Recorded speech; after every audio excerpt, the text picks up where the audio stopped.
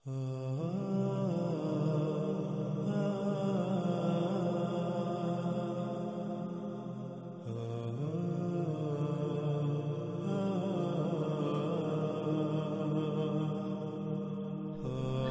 یہاں ایک اور بات واضح کرنا بہت ضروری ہے، اور وہ یہ کہ روایات میں یثرب، جسے مدینہ المنورہ بھی کہا جاتا ہے، وہاں سے ایک آگ کے ظاہر ہونے کا ذکر ملتا ہے، اور قرب قیامت ساتھ زمین کی گہرائیوں سے نکالی جانے والی آگ کو اس پر منطبق کر دیا جاتا ہے، اور پھر یہ کہا جاتا ہے کہ یہ علامت و شرط ماضی میں پوری ہو چکی۔ ناظرین، اس کی حقیقت کیا ہے؟ حقیقت جاننے کے لیے پہلے روایات میں یثرب مدینہ المنورہ میں ظاہر ہونے والی آگ کے بارے میں جو باتیں ملتی ہیں انہیں سامنے رکھنا ہوگا، لیکن اس سے پہلے یہ بات ذہن میں ہونا لازم ہے کہ جب بھی اس آگ کا ذکر کیا جاتا رہا تو آج تک یہی تاثر دینے کی کوشش کی گئی کہ عرب ایسی کسی آگ سے پہلے بالکل ناواقف تھے، اور اس آگ کے حوالے سے انتہائی عجیب و غریب دیومالائی قصے و کہانیاں منسوب کیے جاتے ہیں، صرف اور صرف اس لیے کہ اس آگ کو ایک ایسی آگ ثابت کرنے کی کوشش کی جاتی ہے جو مافوق الفطرت ہو، جس کی کوئی وجوہات نہیں تھی، اور ایسا صرف اور صرف اس لیے کیا جاتا رہا کہ قرب قیامت ساتھ نکلنے والی آگ جو الساعۃ کی آخری اور بڑی اشراط و علامات میں سے ایک ہے، اس کے حوالے سے جتنی بھی روایات ملتی ہیں ان کو اس آگ پر منطبق کیا جا سکے، اور یوں لوگ الساعۃ کی تمام علامات و اشراط کو مافوق الفطرت اور دیومالائی قصے و کہانیاں سمجھتے رہیں جن کا حقیقت کے ساتھ کوئی تعلق نہیں۔ حالانکہ ناظرین، حقیقت تو یہ ہے کہ اس آگ کے ظہور سے پہلے بھی عرب اس آگ سے بخوبی واقف تھے جسے الحجاز سے نکلنا تھا، جس کے بارے میں رسول اللہ علیہ السلام نے کہا تھا کہ یہاں ایک آگ کا سیلاب قید ہے جو عنقریب نکلے گا۔ عرب اس آگ سے بخوبی اس لیے واقف تھے کیونکہ عرب میں پہلے بھی کئی بار اسی آگ کا ظہور ہو چکا تھا، وہ پہلے بھی کئی بار اس آگ کو دیکھ چکے تھے۔ اب آتے ہیں اس آگ کی طرف کہ وہ آگ کیا تھی، کہاں سے آئی اور اس کی وجوہات کیا تھی۔ سب سے پہلے اس آگ کے بارے میں تاریخ میں جو ذکر ملتا ہے اسے آپ کے سامنے رکھتے ہیں۔ مختلف تاریخی روایات میں ابو شامہ سے منقول ہے، وہ کہتے ہیں کہ بدھ کی رات 3 جمادی الاخرہ یعنی جمادی الثانی 654 ہجری کو مدینہ النبوی سے ایک ایسی انتہائی اونچی، بیانک، زوردار اور گرجدار آواز سنائی دی جو اس سے پہلے تک سنائی دی جانے والی آوازوں میں ایسی ہی حیثیت رکھتی تھی جیسے جسم میں ہڈی کی حیثیت و اہمیت ہوتی ہے۔ پھر ایسا زلزلہ آیا کہ اس سے پہلے آنے والے زلزلوں میں اس کی اہمیت و حیثیت ایسی ہی تھی جیسے جسم میں ہڈی کی حیثیت و اہمیت ہوتی ہے، یعنی جیسے جسم سے تمام کی تمام ہڈی نکال دینے سے جسم کی حیثیت و اہمیت رہ جاتی ہے، بالکل ایسے ہی اگر اس زلزلے کو نکال دیا جائے تو پیچھے زلزلوں کی حیثیت و اہمیت بالکل ایسی ہی رہ جاتی ہے۔ یعنی انتہائی تیز بھیانک زلزلہ آیا، زمین پھٹ کر اس میں گڑے پڑ گئے، دیواروں، چھتوں، لکڑیوں اور دروازوں کو ہلا کر رکھ دیا، اور یہ سلسلہ مسلسل اس مہینے کی 5 تاریخ جمعہ تک جاری رہا۔ یعنی 3 دن مسلسل زوردار گرجدار آوازیں آتی رہیں، جس سے 3 دن مسلسل شدید زلزلہ آیا رہا، زمین پھٹتی رہی اور در و دیوار ہلتے رہے۔ پھر اس آگ کے بارے میں کہا گیا کہ اس میں بہت زیادہ شعلے تھے، جن میں 3 تو بلند و بانگ میناروں کی طرح تھے۔ اس کے علاوہ مزید اس آگ کے حوالے سے ملتا ہے کہ وہ آگ کا ایک سمندر تھا جو دریا کی طرح بہتی تھی۔ اس آگ میں بجلی کے کڑکنے جیسی کڑک تھی۔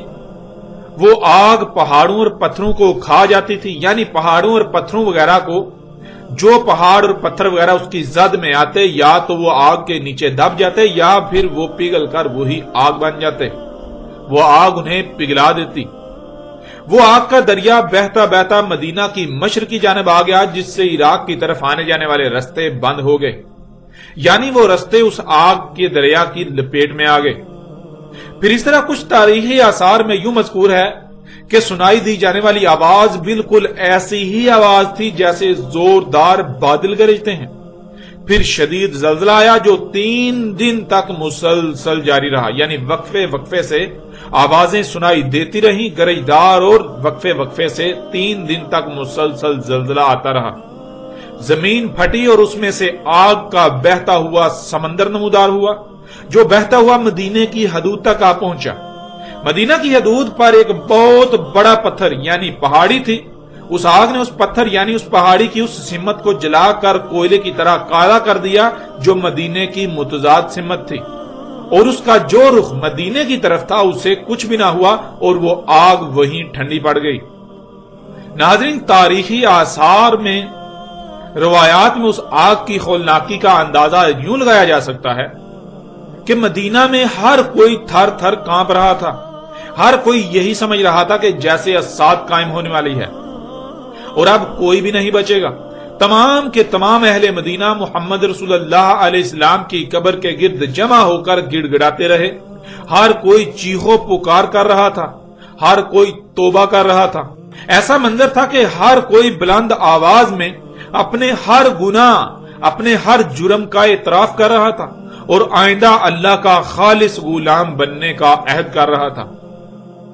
پھر کچھ روایات میں یوں مذکور ہے کہ 3 رجب 630 ہجری کو مدینہ المنورہ کے باہر انتہائی خطرناک آگ ایک بہت بڑے شہر کی شکل میں نمودار ہوئی، جو 52 دن تک جاری رہی۔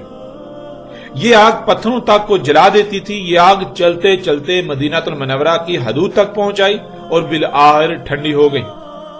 اس آگ کے بارے میں بھی بالکل وہی علامات بیان کی گئیں جو پیچھے بیان کردہ آگ کے بارے میں بیان کی گئیں، یعنی اچانک زوردار گرجدار آواز کا سنائی دینا، پھر شدید زلزلے کا آنا یعنی شدید زلزلوں کا آنا، اور آگ کا دریا نمودار ہونا۔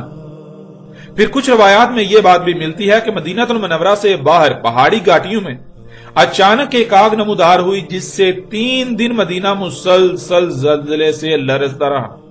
ہر کوئی شدید خوف کا شکار تھا، یوں لگ رہا تھا کہ اسات قائم ہونے والی ہے اور اب کوئی بھی نہیں بچے گا۔ وہ آگ دریا کی طرح بہتی تھی، کئی دن تک مسلسل بہتی رہی اور بالآخر ٹھنڈی ہو گئی۔ اس طرح ناظرین، روایات میں عمر فاروق رضی اللہ تعالیٰ عنہ کے دور حکومت کا واقعہ بھی ملتا ہے کہ عمر فاروق رضی اللہ تعالیٰ عنہ کے دور حکومت میں مدینہ کے قریب ایک کنویں سے دخان یعنی گیس نکلتی رہی، دھواں اٹھتا رہا۔ پھر ایک دن اچانک زوردار گرجدار آواز سنائی دی جس سے مدینے میں زلزلہ آیا اور وہاں سے آگ نکلی جو مدینہ کی متضاد سمت میں بہتی رہی اور پھر بعد میں ٹھنڈی پڑ گئی۔ یہاں ناظرین یہ بات واضح رہے کہ عمر بن خطاب رضی اللہ تعالیٰ عنہ کے دور حکومت میں نکلنے والی آگ اور زلزلہ، یہ دونوں واقعات بیک وقت رونما ہوئے، مگر انہیں 2 مختلف واقعات بنا دیا جاتا ہے۔ حالانکہ حقیقت یہ ہے کہ 2 مختلف واقعات نہیں ہیں، یہ ایک ہی واقعہ تھا۔ پھر روایات میں یہ بات بھی ملتی ہے کہ عین اسی مقام سے عثمان رضی اللہ تعالیٰ عنہ کے دور حکومت میں بھی دھواں نکلتا رہا۔ اس طرح کچھ روایات میں یہ بات بھی ملتی ہے کہ مدینہ کی مشرقی جانب پہاڑی وادیوں میں ایک آگ نمودار ہوئی، کچھ دن بعد وہ آگ اس جانب ٹھنڈی پڑ گئی، پھر مدینہ کے شمال کی جانب نمودار ہوئی، پھر وہاں کافی دن رہی، اس کے بعد وہاں بھی ٹھنڈی پڑ گئی، اور ان دونوں مقامات سے ظاہر ہونے والی آگ کی بھی وہی علامات بیان کی جاتی ہیں جو پیچھے بیان کی جا چکی ہیں۔ پھر ناظرین ایک ایسی آگ کے ظہور کا بھی ذکر ملتا ہے جو کہ مکہ سے بھی دیکھی گئی، یعنی ایک ایسی آگ بھی ظاہر ہوئی جسے اہل مکہ نے بھی دیکھا، اور وہ آگ بھی بالکل انہی خصوصیات و علامات کی حامل تھی جو یثرب یعنی مدینہ المنورہ کی گھاٹیوں سے ظاہر ہوتی رہی۔ اور مکہ سے دیکھی جانے والی آگ کے حوالے سے بھی جو روایات ملتی ہیں ان میں بھی اوقات اور مقامات مختلف ہیں، لیکن مکہ سے مختلف اوقات و مقامات سے دیکھی جانے والی آگ کو بھی وہی واقعہ سمجھ لیا گیا جو کہ یثرب یعنی مدینہ المنورہ سے منسوب ہے۔ اب ناظرین یہ بات یاد رکھیں کہ نہ صرف یہ سب الگ الگ واقعات ہیں بلکہ یہ الگ الگ اوقات میں اور الگ الگ مقامات پر وقوع پذیر ہوئے، لیکن آج تک ایسا کیا جاتا رہا کہ آگ والے تمام واقعات کو ایک ہی واقعہ بنا دیا گیا جو ایک ہی واقعے کے 2 مختلف پہلو تھے، یعنی عمر فاروق رضی اللہ تعالیٰ عنہ کے دور حکومت میں نکلنے والی آگ اور زلزلہ انہیں دو مختلف واقعات بنا دیا گیا۔ اب سوال یہ پیدا ہوتا ہے کہ آخر ایسا کیوں کیا گیا؟ تو اس کا جواب ناظرین یہ ہے کہ ایسا کرنے کی دو وجوہات تھیں۔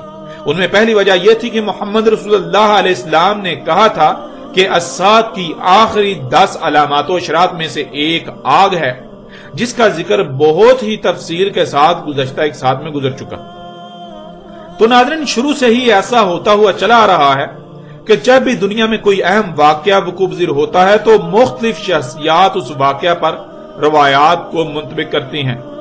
قرب قیامت الساعۃ جس آگ کا ظہور ہونا تھا جو کہ الساعۃ کی علامات و اشراط میں سے ایک ہے، اس سے متعلق تمام روایات کو منطبق کرنے کے لیے ان تمام واقعات کو ایسے بیان کیا جاتا رہا کہ جس سے واضح طور پر یہ تاثر ملے کہ یہ ایک ہی واقعہ ہے، یعنی جو آگ ماضی میں ظاہر ہو چکی وہ ایک ہی بار ظاہر ہوئی، اور وہ یہی آگ تھی جو الساعۃ کی سب سے بڑی اور آخری علامات و اشراط میں سے تھی۔ اور ناظرین دوسری وجہ جو آگ کے ظہور کے مختلف واقعات کو ایک ہی واقعہ ثابت کرنے یا ایک ہی واقعہ ہونے کا تاثر دینے کی وجہ بنی، وہ یہ تھی کہ ان تمام واقعات میں ظاہر ہونے والی آگ کی خصوصیات میں مماثلت، یعنی جہاں سے بھی جس وقت بھی وہ آگ ظاہر ہوئی تو اس کی جو علامات بیان کی گئیں ان میں نہ صرف مماثلت تھی بلکہ بالکل ایک ہی جیسی علامات بیان کی گئیں، لیکن اوقات مختلف بیان کیے گئے۔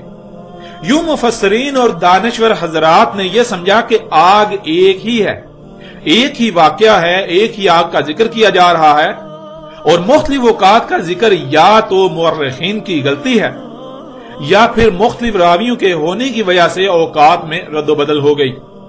یوں اوقات اور مقامات کو غلطی سمجھ کر نظر انداز کر دیا گیا اور ان تمام واقعات کو ایک ہی واقعہ بنا دیا گیا یا پھر ایک ہی واقعہ ہونے کا تاثر دیا گیا، جس سے ان روایات کو اس پر منطبق کرنا آسان ہو گیا جن میں محمد رسول اللہ علیہ السلام نے قرب قیامت الساعۃ نکلنے والی آگ کا ذکر کیا تھا، جو کہ الساعۃ کی سب سے آخری اور بڑی علامات و اشراط میں سے ایک تھی۔ پھر اسی کے حوالے سے پیدا ہونے والے سوالات کا دروازہ بند کرنے کے لیے ان تمام واقعات میں ظاہر ہونے والی آگ کو دیومالائی قصہ بنا دیا گیا کہ وہ آگ پہاڑوں اور پتھروں کو تو جلا کر پگھلا دیتی تھی مگر درختوں کو کچھ بھی نہ کہتی تھی۔ وہ آگ کا ایک دریا تھا جو میلوں لمبا اور چوڑا تھا مگر مدینے میں اس کی وجہ سے ٹھنڈی ہوا چلتی تھی۔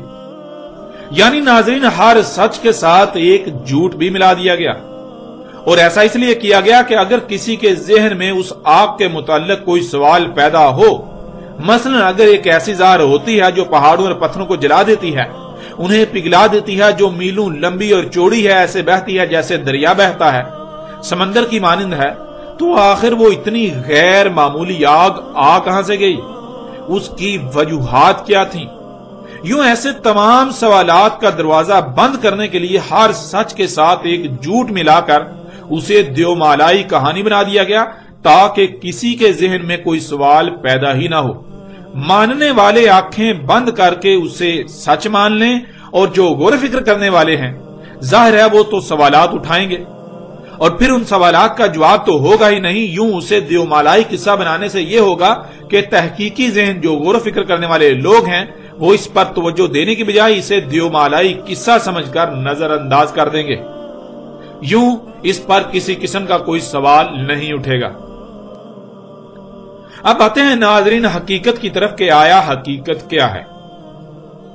ناظرین حقیقت تو یہ ہے کہ محمد رسول اللہ علیہ السلام نے دو طرح کی آگ کے ظہور کا ذکر کیا تھا، ایک وہ آگ جو بعد میں الحجاز سے مختلف اوقات اور مختلف مقامات سے ظاہر ہوتی رہی، اور دوسری وہ آگ جو اشراط الساعۃ کی سب سے بڑی اور آخری علامات و اشراط میں سے ایک تھی۔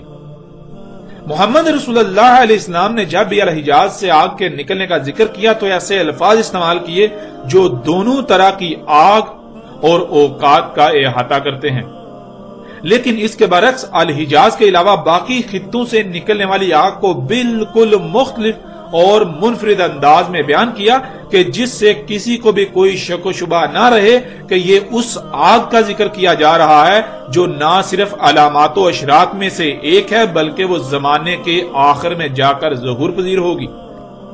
ناظرین، محمد رسول اللہ علیہ السلام نے الحجاز سے جن دو طرح کی آگ کے نکلنے کا ذکر کیا، ان میں سے ایک کا ذکر تو گزشتہ ایک ساتھ میں تفصیل کے ساتھ ہو چکا۔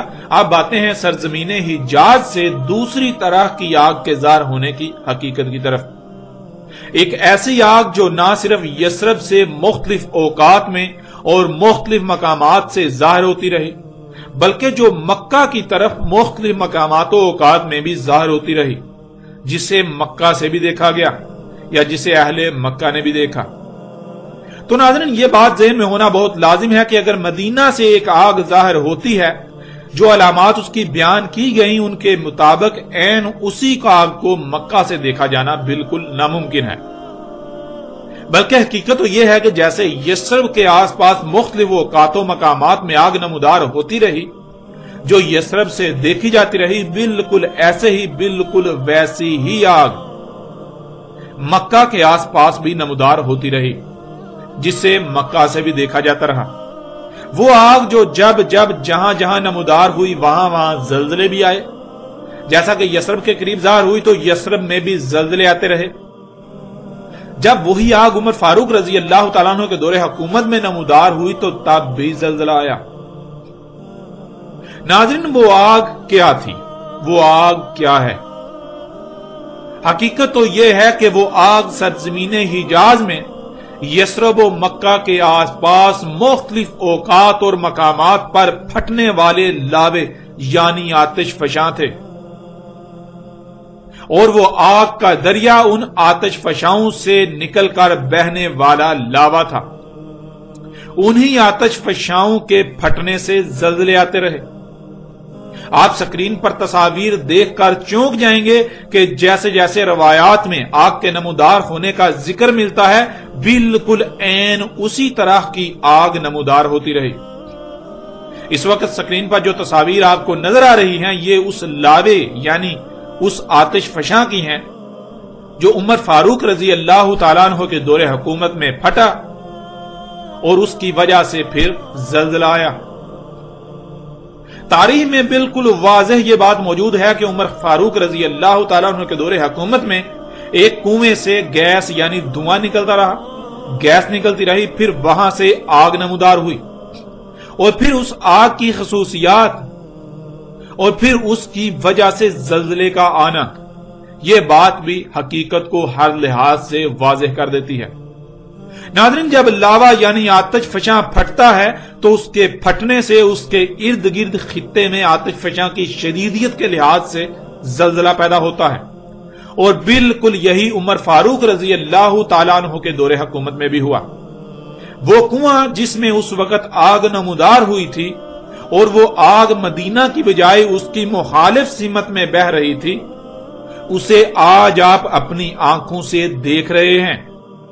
اس وقت سکرین پر جو آپ کو آتش فشاں نظر آ رہا ہے، یہ وہ آتش فشاں تھا جو عمر فاروق رضی اللہ تعالیٰ عنہ کے دور حکومت میں پھٹا، اور تصاویر میں آپ بالکل واضح دیکھ سکتے ہیں کہ اس سے نکلنے والا لاوا مدینے کی مخالف سمت میں بہا۔ اس کے بہنے کے آثار بھی بالکل واضح آپ اپنی سکرین پر دیکھ رہے ہیں۔ اور ناظرین، یہ آتش فشاں مسجد نبوی سے صرف 14 کلومیٹر کی دوری پر ہے۔ یہی وہ آتش فشاں ہے جس میں سے عثمان رضی اللہ تعالیٰ عنہ کے دور حکومت میں بھی دھواں نکلتا رہا۔ اس طرح باپ کو سکرین پر جو مناظر نظر آ رہے ہیں، یہ ان درجنوں آتش فشاؤں کے ہیں جن کے پھٹنے سے 3 دن مسلسل مدینہ زلزلے سے لرزتا رہا۔ ہر کوئی خوف کا شکار تھا، گرجدار زوردار آوازیں آتی رہیں، آگ کے بلند و بانگ شعلے مناروں کی طرح بلند ہوتے رہے۔ ان سے نکلنے والا آگ کا دریا، آگ کا سمندر جو پہاڑوں اور پتھروں کو پگھلا رہا تھا، اور یہ آگ کا دریا کئی کلومیٹر تک بہتے بہتے مدینہ کی حدود تک آ پہنچا، اور مدینہ کی حدود پر آ کر رک گیا۔ اس آگ کے دریا سے رات کو مدینہ ایسے ہی روشن ہوتا تھا جیسے دن کو سورج کی روشنی ہوتی ہے، اور دن کو اس کی روشنی کے سامنے سورج کی روشنی بھی مان پڑ جاتی تھی۔ नाज़रीन, तारीख में बिल्कुल वाज़ेह अल्फाज में यह बात मज़कूर है कि वो आग जब मदीना की हदूद पर पहुंची तो मदीना की हदूद पर एक बहुत बड़ा पत्थर था। उसकी जो सिमत मदीना की तरफ थी उसे तो कुछ भी ना हुआ, लेकिन उसके बरक्स उसकी जो मदीना की मुखालिफ सिमत थी, उस आग ने उस पत्थर को उस सिमत से जलाकर कोयले की तरह काला कर दिया और वो आग वहीं की वहीं ठंडी हो गई, वहीं की वहीं रुक गई। और नाज़रीन, आज आप इस हकीकत को भी अपनी आंखों से देख सकते हैं। इस वक्त स्क्रीन पर आपको एक बहुत बड़ा पत्थर यानी पहाड़ी सी नजर आ रही है, जो उस वक्त मदीनातुल मुनव्वरा की हदूद में था, यानी यसरब की हदूद में था। आप इसकी बैरूनी सिमत को देखें तो इसकी बैरूनी सिमत पर लावा आकर टकराया हुआ है, जिससे न सिर्फ यह पत्थर बैरूनी तरफ से कोयले का मंजर पेश कर रहा है, बल्कि वो आग, ये लावा वहीं का वहीं ठंडा पड़ चुका हुआ है। यूं उस वक्त ये आग का दरिया यहीं रुक गया, यहीं पर यह इख्तिताम पजीर हुआ। ये दहला देने वाले और चौंका देने वाले हकायक आज आप अपनी आंखों से देख रहे हैं। नाज़रीन, ये लावा जो उस वक्त जोश मारती आग का दरिया था, आग का समंदर था जिसमें बिजली के कड़कने जैसी कड़क थी, यह कहीं से 27 किलोमीटर दूर तक बहा, जो कि इंतहाई गैर मामूली फासला है, तो कहीं पर इससे कम। और इसकी चौड़ाई कहीं पर 2 किलोमीटर, कहीं पर 4 किलोमीटर, तो कहीं पर 6 से 7 किलोमीटर तक थी। इसी तरह यह आग का दरिया कहीं पर 25 किलोमीटर तक बहता बहता पहुंच गया, कहीं पर 16 किलोमीटर, कहीं पर 15, कहीं पर 13, तो कहीं पर 12 किलोमीटर या इससे कम या ज्यादा फासला तय करते करते पहुंच गया।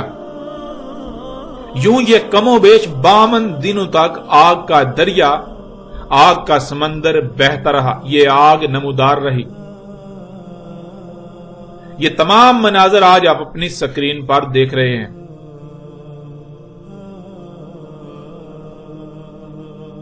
और इसके अलावा अभी साथ ही आप देखें कि इस वक्त जो स्क्रीन पर आपको मनाजर नजर आ रहे हैं, ये आतिश फिशां 654 हिजरी की बजाय उससे पहले 630 हिजरी में फटे थे। और ये भी बिल्कुल वैसे ही मनाजर हैं जिन्हें आप स्क्रीन पर देख रहे हैं। इसके बारे में भी, इस आग के बारे में भी क्यों बिल्कुल वैसे ही अलामात बयान की गई, ये हकीकत आज आपकी आंखों के सामने है। फिर नाज़रीन, जब ये आग यहां पर ठंडी पड़ी तो फिर यही आग मदीना के शमाल में नमूदार हुई और वहां भी ये कमोबेश 1 महीने तक जारी रही, जिसके बाद ठंडी पड़ गई। नाज़रीन, इस वक्त आप मदीना के शिमाल में भी दर्जनों ऐसे फटे हुए लावे देख रहे हैं जो कई कई किलोमीटर तक आग के दरिया, आग के समंदर की सूरत में बहते रहे।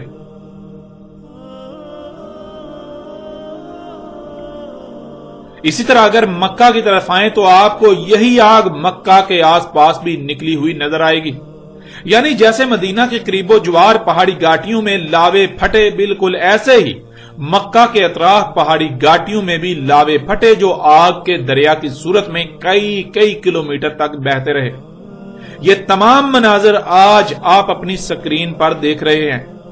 आपको ये जो काले निशानात नजर आ रहे हैं, ये उसी आग के दरिया के हैं, ये उसी आग के हैं, ये उसी आग के समंदर के हैं जो दरिया की मानंद बहती रही, जो कि लावा था जो ठंडा पड़ जाने की सूरत में आज काला नजर आ रहा है।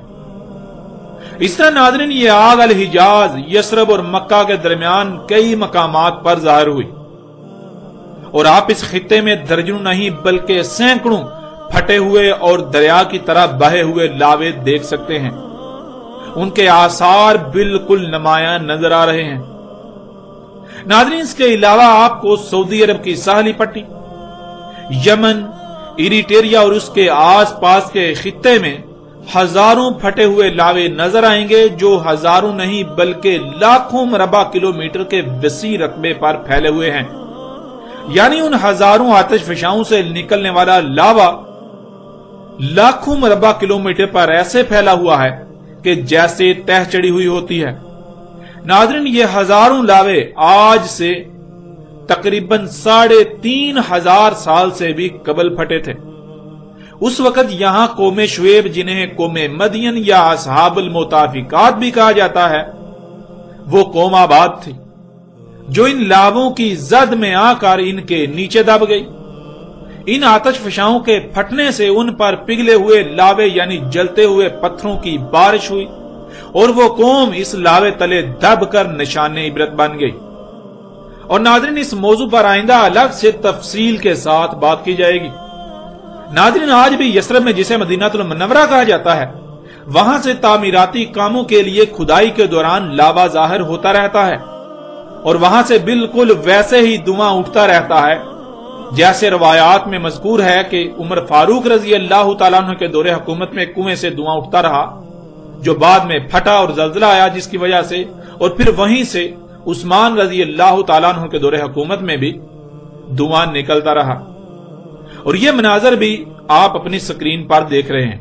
اس وقت جو تصاویر، جو ویڈیو آپ کو نظر آ رہی ہے، یہ یثرب یعنی جسے مدینہ المنورہ کہا جاتا ہے، وہاں کی ہیں، اور یہ آج موجودہ وقت کی ہیں۔ ناظرین، یہ وہ آگ تھی جو ماضی میں الحجاز کی سرزمین پر کئی مقامات سے نمودار ہوتی رہی۔ یہ کوئی دیومالائی قصہ و کہانی نہیں تھی جسے آج تک دیومالائی قصے و کہانیاں بنا دیا گیا۔ یوں یہ حقیقت بھی آج آپ کے سامنے ہے۔ یہ الگ آگ تھی جو محمد رسول اللہ علیہ السلام کے الفاظ کے عین مطابق آگ کا سیلاب زمین میں قید تھا جو بعد میں ظاہر ہوا، لیکن یہ وہ آگ کا سیلاب نہیں تھا، وہ آگ نہیں تھی جو اس وقت زمین کی گہرائیوں میں ٹھنڈی حالت میں پڑی تھی، جسے قرب قیامت ساتھ نکلنا تھا، جس سے اڑنے والی مخلوقات نے اڑنا تھا، جس نے بادلوں کی طرح اڑنا تھا، جس سے خارج ہونے والی دخان یعنی گیسوں نے پوری دنیا کی فضا میں بھر جانا تھا۔ ناظرین، اب حقیقت ہر لحاظ سے آپ کے سامنے ہے، اب فیصلہ آپ کے اپنے ہاتھ میں ہے، چونکا دینے والے حقائق آپ کے سامنے ہیں۔ دنیا کی کوئی طاقت ان کی تردید، ان کا رد نہیں کر سکتی، ان کو غلط ثابت نہیں کر سکتی۔ اب فیصلہ آپ کے اپنے اختیار میں ہے، فیصلہ آپ کے اپنے ہاتھ میں ہے۔ چاہے تو ہر لحاظ سے حق کھل جانے کے بعد اسے تسلیم کرتے ہوئے دنیا و آخرت میں فلاح کا سودا کریں، اور چاہیں تو انکار کر کے دنیا و آخرت میں عظیم ہلاکت کا سودا کریں۔ یہ فیصلہ آپ کو کرنا ہے۔ ہمارا مقصد صرف اور صرف حق کو پہنچانا تھا، جو الحمدللہ احسن طریقے سے آپ تک پہنچا رہے ہیں۔ ناظرین، اب ان لوگوں سے سوال ہے جو ابھی تک دجال کے انتظار میں ہیں، جن کے نزدیک ابھی دجال آیا ہی نہیں، کہ جب قرب قیامت ساتھ زمین کی گہرائیوں میں چٹانی تہ سے نکلنے والی آگ جو کہ الساعۃ کی اشراط و علامات میں سے تھی، دجال کو اس کے نکلنے سے پہلے ظاہر ہونا تھا، پہلے نکلنا تھا، اور دجال کے ظہور کے بعد اس آگ نے نکلنا تھا، تو جب آج وہ آگ بھی نکل چکی جس نے دجال کے ظہور کے بہت بعد میں اور آخر میں جا کر نکلنا تھا، تو پھر دجال ابھی تک ظاہر کیوں نہ ہوا؟ دجال کہاں گیا؟ آج دعوت العد پوری دنیا میں دندناتا پھر رہا ہے، تو پھر دجال ابھی تک ظاہر کیوں نہ ہوا؟ کیونکہ دجال تو دعوت العد کے بہت پہلے ظاہر ہونا تھا، بہت پہلے نکلنا تھا۔ الساعۃ کی سب سے آخری علامت و شرط دخان، طرح طرح کی گیسیں آسمان یعنی پوری دنیا کی فضا میں بھر چکی، نہ صرف بھر چکی بلکہ عذاب علیم بن چکی، تو ابھی تک دجال کا ظہور ہوا ہی نہیں۔ ایسا کیسے ہو سکتا ہے؟ دجال کو تو دخان سے پہلے نکلنا تھا۔ جب دخان بھی نکل چکی، وہ پوری دنیا کے لیے عذاب علیم بن چکی، تو دجال کہاں گیا؟ دجال کیوں نہ نکلا؟ کیا نعوذ باللہ ثم نعوذ باللہ محمد رسول اللہ علیہ السلام نے جھوٹ بولا تھا؟ وہ صحیح سے رہنمائی نہیں کر سکے تھے؟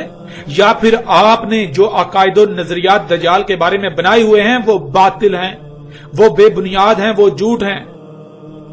اے عقل کے اندھو، اس بات پر غور کرو کہ محمد رسول اللہ علیہ السلام نے کیا کہا تھا۔ محمد رسول اللہ علیہ السلام نے کہا تھا کہ جب دجال نکلے گا اس وقت لوگ اس کو نہیں پہچان پائیں گے، دجال کی موجودگی میں لوگ اسے پہچان نہیں پائیں گے اور اسے اپنا رب بنا بیٹھیں گے۔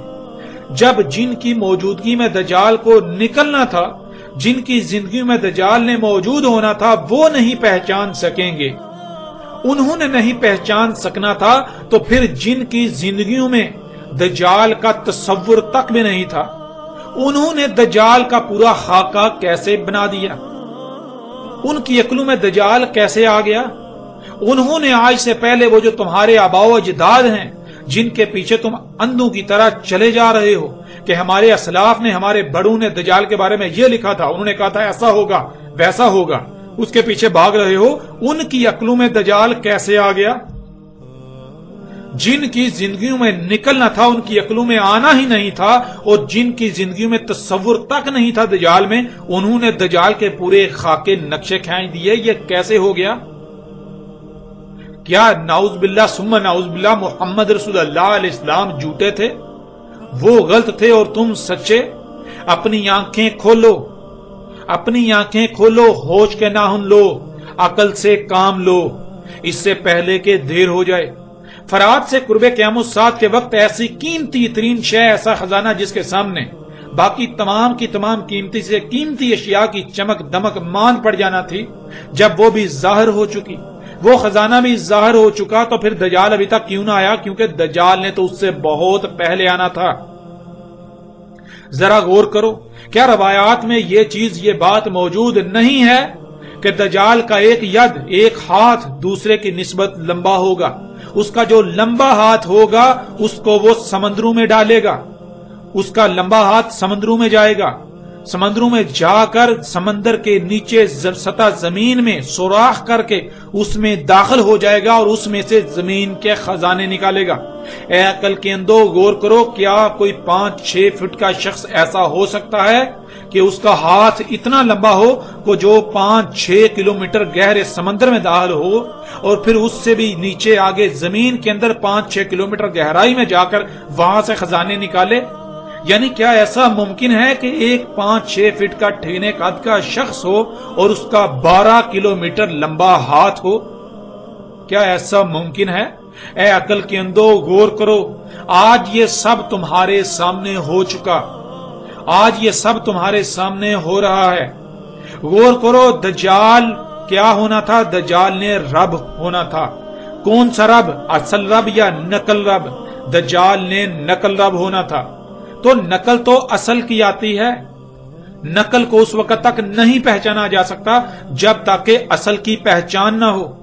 اگر تم یہ کہتے ہو کہ دجال ایک شخص ہے تو لا محالہ اس کا مطلب یہ ہے کہ تمہارے عقائد و نظریات یہ ہیں کہ دجال چونکہ نقل رب ہے تو اصل جو ہے وہ بھی پھر ایک شخص ہے، یعنی اللہ ایک شخص ہے، ایک 6 فٹ کا شخص ہے۔ تم یہ ثابت کرتے ہو اپنے اعمال سے، اپنے دعووں سے۔ ظاہر ہے نقل تو اصل کی آتی ہے۔ دجال جو کہ اصل نہیں نقل رب ہوگا، اگر وہ 5-6 فٹ کا ایک شخص ہوگا یا اس سے بھی ٹھگنے قد کا ایک شخص ہوگا، ٹیڑھی ٹانگوں والا، گنگریالے بالوں والا، تو پھر بلا شک و شبہ جس کی نقل ہے وہ تو اصل بھی تو ویسی ہی ہوگی نا، کیونکہ نقل تو اصل کی آتی ہے۔ تو غور کرو، کیا اللہ ایسا ہے؟ اگر دجال کو پہچاننا ہے تو پہلے اپنے اصل رب کو پہچانو۔ غور کرو، کون ہے جس نے تمہیں وجود دیا؟ کون ہے جو تمہیں آکسیجن دے رہا ہے؟ آکسیجن کیسے خلق کر رہا ہے؟ کون ہے جو تمہیں کھانے کو رزق دے رہا ہے؟ غور کرو، پیچھے فطرت پر جاؤ۔ تمہارے آباء و اجداد کو جب یہ مشینیں، یہ ایجادات نہیں تھیں تو تب وہ کون سا رزق، وہ رزق کہاں سے آتا تھا؟ اس کائنات میں کون سی ایسی مخلوقات، مشینیں تھیں جو اس رزق کو ان کے لیے خلق کرتی تھی؟ غور کرو، اصل رب سامنے آ جائے گا۔ اصل رب جو ہے وہ بھی مخلوقات کا مجموعہ ہے، لیکن وہ فطرتی مخلوقات، وہ فطرت ہے۔ نقل رب مصنوعی مخلوقات کا مجموعہ ہے۔ یہ ہے اصل اور نقل۔ جب تم نے اصل رب کو پہچان لیا تو نقل رب کو بھی پہچان لوگے۔ یوں حق ہر لحاظ سے تمہارے سامنے ہے۔ اصل رب تمام کی تمام فطرتی مخلوقات کا مجموعہ، وہی مخلوقات آگے مخلوقات کو وجود دے رہی ہیں، وہی مخلوقات دوسری مخلوقات کی ضروریات خلق کر رہی ہیں۔ نقل رب مصنوعی مخلوقات کا مجموعہ۔ اصل رب بالکل پرفیکٹ، جو شے بھی خلق ہوتی ہے مکمل پرفیکٹ، کسی قسم کا اس کا نقصان نہیں، فائدے ہی فائدے اس کے استعمال سے، جیسا استعمال اس کا کرنے کی اجازت دی گئی۔ نقل رب دیکھو یہ مصنوعی جو اشیاء ہیں، مصنوعی مشینیں، یہ مخلوقات انسان کے اپنے ہاتھوں سے خلق کردہ، یہ جو کچھ خلق کر رہی ہیں، ان سے کیا ہو رہا ہے؟ کیا پوری زمین، پوری دنیا فساد زدہ نہیں ہو گئی؟ کیا یہ تمہارے نقل رب دجال نے، جسے تم اپنا رب بنائے ہوئے اپنے لیے مسیح سمجھتے ہو، اس نے پوری دنیا کو فساد زدہ نہیں کر دیا؟ پوری دنیا زمین و آسمانوں میں فساد نہیں کر دیا؟ تباہیاں نہیں آ رہی؟ حقیقت آج ہر لحاظ سے تمہارے سامنے ہے۔ تم اس وقت تک دجال کو نہیں پہچان سکتے جب تک تم اصل رب کو نہیں پہچان لیتے۔ تم سے اگر اصل رب اللہ کے بارے میں سوال کیا جائے تو تمہارے پاس جواب ہے ہی نہیں۔ تم یہ کہتے ہو کہ اللہ کا تو تصور بھی نہیں کیا جا سکتا، اللہ کیسا رب ہے، کیا ہے، اس کا سوچ بھی نہیں سکتے، تصور بھی نہیں کیا جا سکتا۔ جب اصل رب کا تم تصور ہی نہیں کر سکتے تو نقل رب کو کیسے پہچانو گے؟ اے عقل کے اندو ذرا غور کرو، کہاں قرآن میں لکھا ہے، کہاں اللہ نے کہا کہ تم اللہ کو نہیں پہچان سکتے؟ کہاں لکھا ہے؟ پورے قرآن میں تو یہی ایک بات ہے کہ آسمان اور زمینوں میں تمام کی تمام مخلوقات اللہ کی آیات ہیں، ان میں غور و فکر کرو اور اللہ کو پہچانو۔ تم ان میں غور و فکر کرو گے تو اللہ تک پہنچ جاؤ گے، اللہ کو پہچان جاؤ گے، اللہ کو جان جاؤ گے۔ تم جان لو گے تمہارا رب کون ہے، کیا ہے، کیسا دکھتا ہے، تم سب جان لو گے۔ لیکن تم نے اللہ کو بھی اپنے عقائد و نظریات کا ایک حصہ بنا دیا، تم نے اپنے ہی عقائد و نظریات کو اللہ کا نام دے لیا۔ جو اللہ ہے اس کا تمہیں علم ہی نہیں ہے، تم نے اپنے ہی باطل عقائد کو اللہ کا نام دے لیا۔ جو اصل رب ہے، جو اللہ ہے، تم اسے اللہ نہیں کہتے، تم اپنے عقائد کو، اپنے جھوٹے باطل نظریات کو اللہ کہتے ہو۔ اگر تمہارے عقائد اور نظریات کا رد کیا جائے، ان کو جھٹلایا جائے، ان کا انکار کیا جائے تو تم اپنے عقائد کا انکار اللہ کا انکار ٹھہرا دیتے ہو، اللہ کا انکار قرار دیتے ہو۔ تو اے عقل کے اندو غور کرو اس سے پہلے کہ دیر ہو جائے۔ یہ آگ جس کو آج ہر لحاظ سے واضح کیا جا چکا، یہ آگ تو دجال سے پہلے نکلنا تھی، جس کے لیے دجال کا پہلے موجود ہونا شرط تھا، لازم تھا۔ تو تم لوگوں سے یہ سوال ہے کہ کدھر گیا تمہارا دجال؟ جب یہ سب کچھ ہو چکا، آگ بھی نکل چکی، دخان عذاب علیم بن چکی، دابت الارض پوری دنیا میں دندنا رہا ہے، جب یہ سب کچھ ہو چکا تو تمہارا دجال کہاں گیا؟ اس کو تو ان سب سے پہلے آنا تھا، دجال کی وجہ سے ہی تو یہ سب ہونا تھا۔ تو غور کرو، تمہارا دجال ابھی آیا ہی نہیں۔ اے عقل کے اندو غور کرو، تم بنی اسرائیل کی نسل ہو، جو بنی اسرائیل نے کیا تھا تم نے بھی وہی کرنا تھا۔ تو غور کرو، کیا تم وہی نہیں کر رہے؟ بنی اسرائیل میں غور کرو انہوں نے کیا کیا تھا، پھر اپنے گریبان میں جھانکو، تمہیں بنی اسرائیل میں اور خود میں ایک رائی برابر بھی فرق نظر نہیں آئے گا۔ حق اس قدر واضح ہو جانے کے باوجود بھی اپنی جہالت پر ڈٹے رہو گے تو جان لو دنیا و آخرت میں تمہیں ہلاکت سے کوئی نہیں بچا سکتا۔ اپنی عقلوں کا علاج کراؤ اس سے پہلے کہ وہ وقت آ جائے جب تم اپنی عقلوں پر ماتم کرنا شروع کر دو، لیکن تب بہت دیر ہو چکی ہوگی، تب سوائے ہلاکت و پچھتاوے کے کچھ نہیں رہے گا، کچھ تمہارے ہاتھ نہیں آئے گا۔ اپنے آباء و اجداد کی روش کو ترک کر دو، حق ہر لحاظ سے تمہارے سامنے آ چکا، حق کو تسلیم کر کے دنیا و آخرت میں ہلاکت سے بچ جاؤ۔ اے علماء کے نام پر، رہنماؤں کے نام پر انسانوں کی رہنمائی کے دعوے داروں، ان لوگوں کی آخرت کے بارے میں سوچو جو اندھوں کی طرح تمہارے پیچھے چل رہے ہیں۔ کیا آخرت میں ان کا بوجھ اٹھا پاؤ گے؟ آج تمہارے پاس وقت ہے اور یہ بھی جان لو یہ وقت بہت کم ہے۔ حق کو تسلیم کرنے کے لیے ایک دوسرے کی طرف مت دیکھو، آگے بڑھو ورنہ گزشتہ ہلاک شدہ اقوام کی طرح دنیا و آخرت میں بدترین ہلاکت کا شکار ہو جاؤ گے۔ جان لو تمہیں ہر لحاظ سے کھول کھول کر متنبہ کیا جا رہا ہے۔ جان لو کل کو تمہارے پاس کوئی بہانہ، کوئی عذر نہیں ہوگا۔ جان لو تم پر سوائے حجت کے پیچھے کچھ نہیں بچے گا۔ اے وہ لوگوں جو اندھوں کی طرح فرقہ پرستی میں ڈوبے ہوئے ہو، اس غلیظ ترین جوہر سے باہر نکل آؤ۔ اندھوں کی طرح علماء کے نام پر نبوت کے دعوے داروں، اللہ کے دشمنوں کے پیچھے مت چلو، غور و فکر کرو، حق تمہارے سامنے ہے، اسے تسلیم کر لو۔ آج جن کے پیچھے تم اندھوں کی طرح چل رہے ہو، کل کو یہ تمہارے کچھ کام نہیں آئیں گے۔ یہ تو خود چیخو پکار کر رہے ہوں گے، یہ تمہاری نصرت کیسے کریں گے؟